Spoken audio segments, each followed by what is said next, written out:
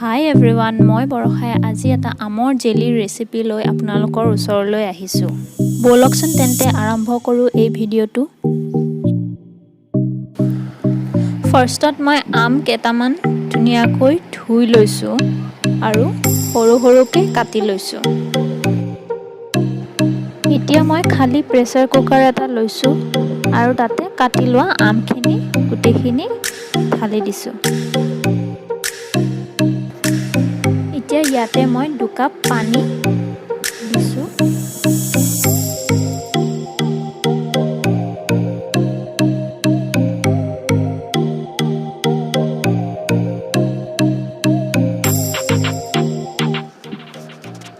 এতিয়া প্ৰেছাৰ কুকাৰটো গেছত তুলি দিছোঁ আৰু ইয়াৰে 5টা হুইচেল যাবলৈ দিম।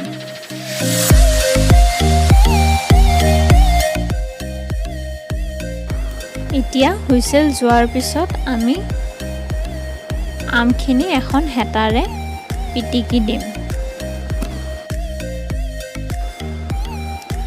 এতিয়া এখন চালনীত আমি পিটিকি লোৱা আমখিনি চালনী এখনত গোটেইখিনি ঢালি দি হেতাখনেৰে লৰাই থাকি আৰু গোটেই ৰসখিনি উলিয়াই ল'ম।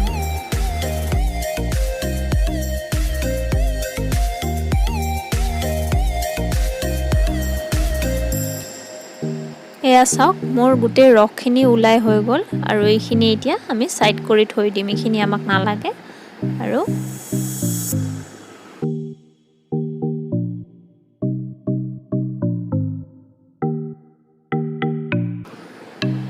এতিয়া এখন কেৰাহীত আমি ওলাই লোৱা ৰসখিনি গোটেইখিনি ঢালি দি ধুনীয়াকৈ লৰাই থাকিম।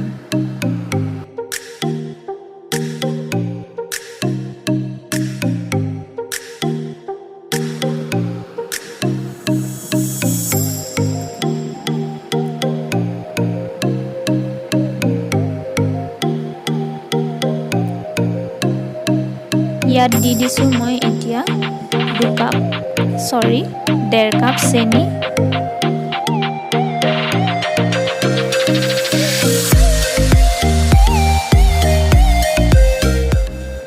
এইখিনি আমি এতিয়া এটা ষ্টিকি কনচিষ্টেঞ্চি নহালৈকে ধুনীয়াকৈ লাৰি থাকিম।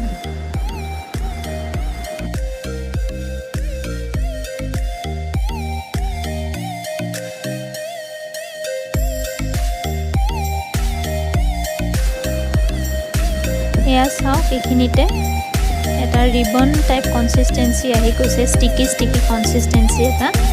এইখিনি তাৰমানে আমাৰ হৈ গৈছে।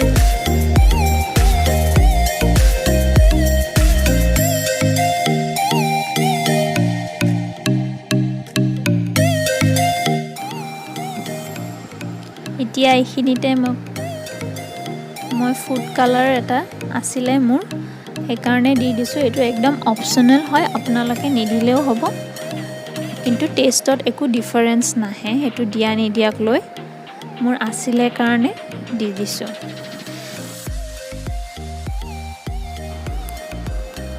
এয়া চাওক, মোৰ কেঁচা আমৰ জেলি ৰেডি হৈ গ'ল। দেখিবলৈ যিমান ধুনীয়া লাগিছে, খাবলৈ আৰু তাতকৈ বেছি টেষ্টি হয়।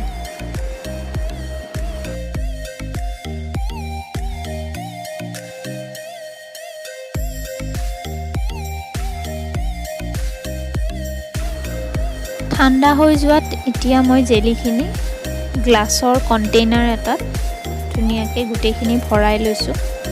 মন কৰিব যাতে কণ্টেইনাৰটো একদম শুকান হৈ থাকে, নহ'লে জেলিখিনি সোনকালে বেয়া হোৱাৰ চান্স থাকিব।